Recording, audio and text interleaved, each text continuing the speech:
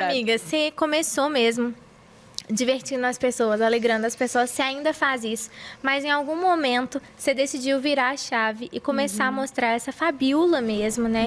Que vive dores, que vive alegrias. Como que foi a decisão? Existiu uma decisão assim de virar a chave e começar a dividir o seu lado mais pessoal? Eu acho que não foi intencional, aconteceu de forma muito natural. Eu comecei a passar por coisas bem sérias que talvez eu não tinha passado ainda na minha vida. Eu tinha passado por situações como abuso, eu já tinha ressignificado, escrevi um livro a respeito disso, que é o A Culpa Não É Sua. Eu passei por muitos dilemas como filha de pastor, ressignifiquei isso também, tinha um testemunho dentro disso. Ressignifiquei minha história a respeito da timidez, que eu não conseguia pregar, que eu tinha branco na hora que eu ia pregar. Mas ultimamente eu tenho vivido coisas muito mais profundas com Deus do que isso, que foi quando eu comecei a tentar engravidar, eu e Samuel, e nós perdemos 3 gestações até aqui, e teve a crise do casamento dos meus pais também, que são pastores, e se divorciaram, e nós perdemos recentemente o meu sogro também, por conta de uma parada cardíaca que ele teve. Então, essa série de coisas difíceis que nós fomos passando, enfrentando, é o vale... Ai, tenho vontade de chorar.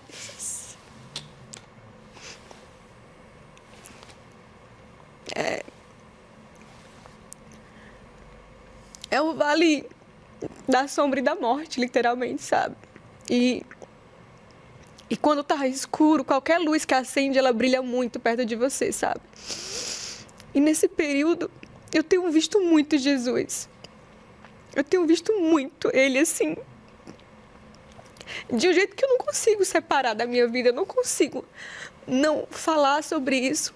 Eu tenho enxergado no meu secreto, no meu caminhar com Jesus, um cuidado, um amor que tem renovado muito a minha fé, que tem me sacudido, e eu tenho comentado com amigas minhas que eu não me sinto mais a mesma. Eu não me sinto a mesma pessoa. Eu converso muito isso com a Marcela Thaís, que é muito amiga minha. E nós passamos por um incidente juntas, que a gente quase morreu afogada em uma praia na Paraíba. Meu Deus. Foi um incidente, assim, um grande livramento, na verdade. Para resumir, nós estávamos sozinhos nessa praia, nossos maridos, um estava na barraca, o outro foi caminhar, e a gente estava no praia que a gente achava que era tranquila. E nós pegamos uma corrente de retorno, que é uma corrente que puxa você para o fundo do mar. E a gente começou a se desesperar, porque ninguém via a gente, não tinha salva-vida, não tinha ninguém por perto. E eu gritava por ela e ela tentava me ajudar, só que nós duas estávamos morrendo afogadas ali. E eu lembro que em um momento, eu morrendo ali, sem fôlego, cansada, depois de ter pensado em tudo, vai dar tudo errado, vou morrer, e vai dar, enfim, não tem como sair daqui. Em um momento, eu me lembrei de algo óbvio, que era clamar por Deus. E até então não tinha feito isso. Naquela hora eu falei, Deus, me tira daqui. Deus, envia uma onda forte que me tire daqui.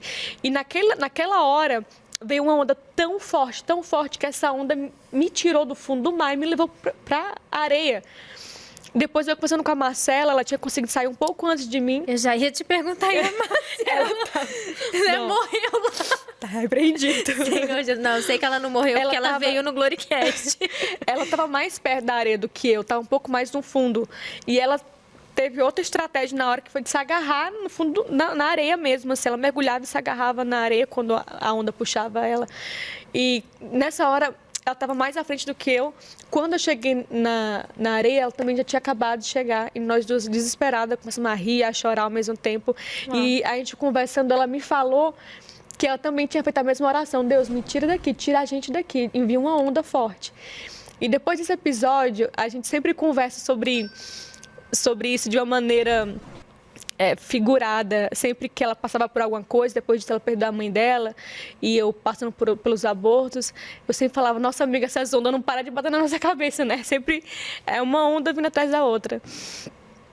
E eu sempre pensei sobre isso, sabe? Quando eu falo do período que eu estou passando com Deus, é um período realmente de muita onda que vai batendo, onda que vai quebrando, onda atrás de onda, sabe? Mas da mesma forma que naquele dia veio uma grande onda que tirou a gente dali, que salvou a gente, uma onda que trouxe livramento, da mesma forma eu me sinto hoje, com uma onda de Deus me tirando dessas ondas que estavam me derrubando, sabe? Eu sinto que Deus está está me livrando de algo pior, que Ele está guardando a minha vida, que Ele, na verdade, está me forjando para novos desafios, porque nada que Deus permite que a gente passe é por acaso. E eu tenho sentido que Ele está me construindo, Ele está me forjando, Ele está me preparando para coisas mais profundas. Eu sempre entreguei muito a minha vida a Deus, Lu. Eu sempre falei, Deus, a minha vida é tua, o que o Senhor quiser fazer, que vire de testemunho, que vire de história, me ajuda a permanecer, me ajuda a dar as respostas certas. Eu não quero passar por algo onde eu venha envergonhar o teu evangelho, ou que eu venha fazer algo que não vai de acordo com o que o teu coração espera de mim como filha, ainda que eu sei que o Senhor não tem aquelas altas expectativas sobre mim, porque eu sou falha, eu sou sábio disso, mas é a tua misericórdia, é o teu poder e esse amor constrangedor sobre a minha vida. E eu entrego a minha vida a Deus e falo, Deus pode me usar. Aonde o Senhor souber que eu vou conseguir ir, me leva. Na última vez que eu engravidei, passou pela minha cabeça justamente isso. E se eu perder de novo? E se eu não conseguir levar essa gestação até o final? E dentro de mim eu falei assim, eu aguento tudo o que Deus quiser que eu aguente. Eu vou aguentar tudo o que Deus falar para mim, você aguenta, eu vou aguentar. Porque muitas vezes a gente passa por um sofrimento e a gente fala, não aguento outro desse. A gente perde alguém e você fala, não aguento perder outra pessoa. Você passa por uma decepção e você fala, não aguento passar por outra decepção dessa. Alguém parte do seu coração, você fala, nunca mais vou entregar meu coração para ninguém. E é como se aquela ferida, aquela decepção, aquela mágoa, ela fosse tão pesada dentro de nós que a gente fica impossibilitado de dar a volta por cima. Isso é uma mentira, porque Deus faz novo todas as coisas, Ele faz tudo de novo.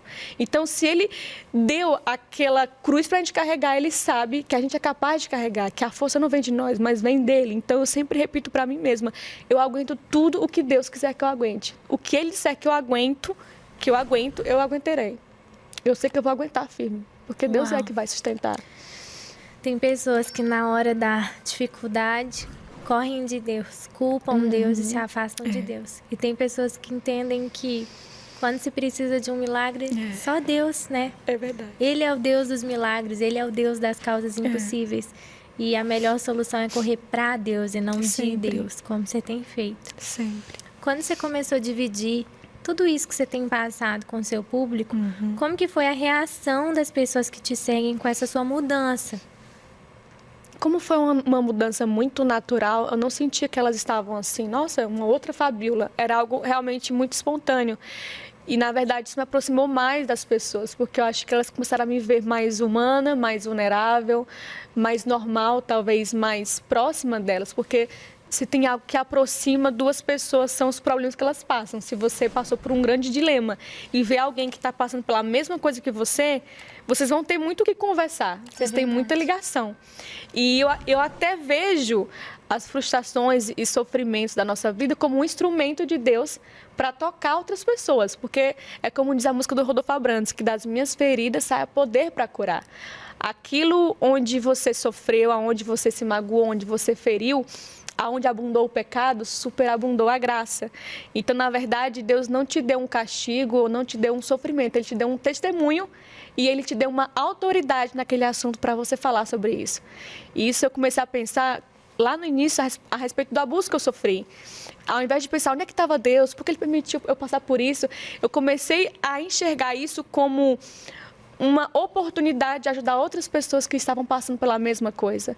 Então, não é ao ponto de dizer, nossa, que bom que eu passei por isso, mas ao ponto de dizer assim, glória a Deus, que mesmo no meu sofrimento, que mesmo nas piores fases da minha vida, eu posso glorificar a Deus e ter uma ponte de conexão com outras pessoas.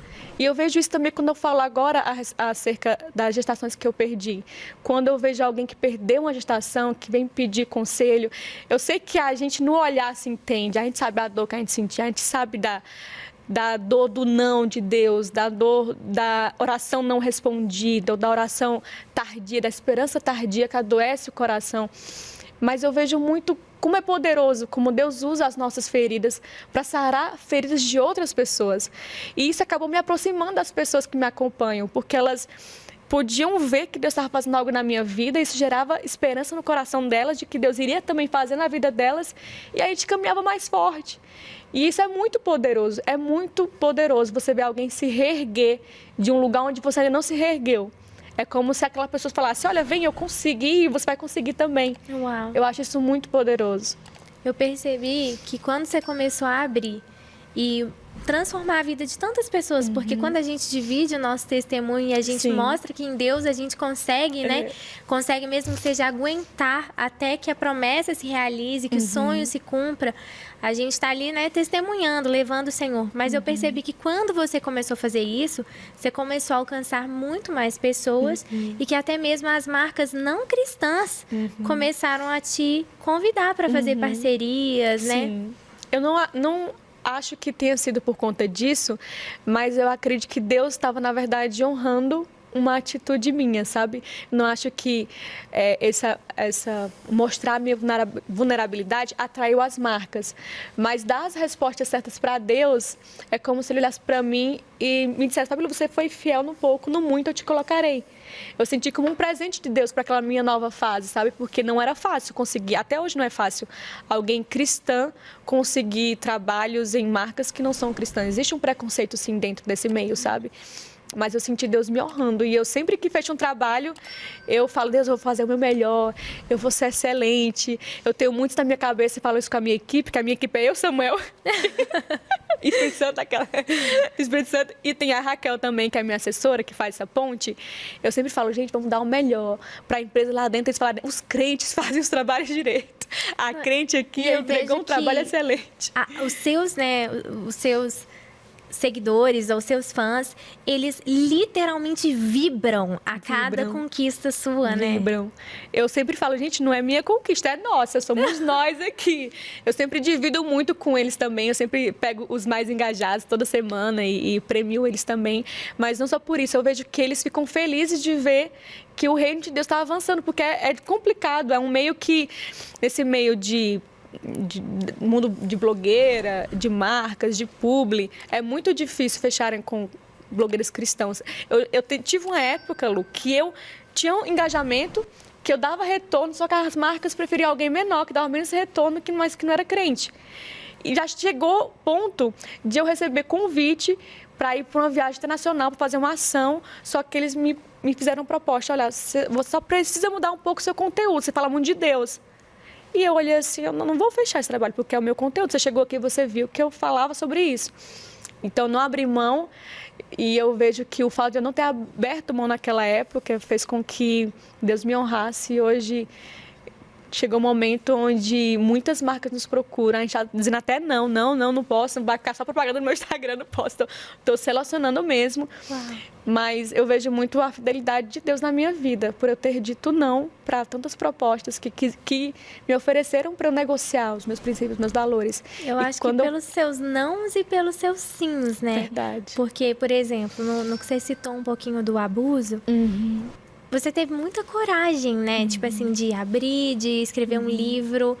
Como que você sente, assim, que esse livro seu e tudo que você fala em respeito, né, ao abuso, porque a gente vê, assim, tantas mulheres, muitas mesmo, a gente ouve histórias delas sendo, né, assim, sofrendo com casos de abuso e não tem ninguém se levantando para falar disso. E o seu livro, ele é muito específico para esse tipo de mulher, para mulheres que sofreram, tipo assim, é um conselho, né, de alguém que sofreu para tirar uma outra mulher daquele abismo, né, daquele buraco que talvez ela se colocou ali dentro e ela precisa de uma mão para sair. E você aceitou dizer sim para Deus, né? Como que você sente que é esse impacto na vida dessas mulheres?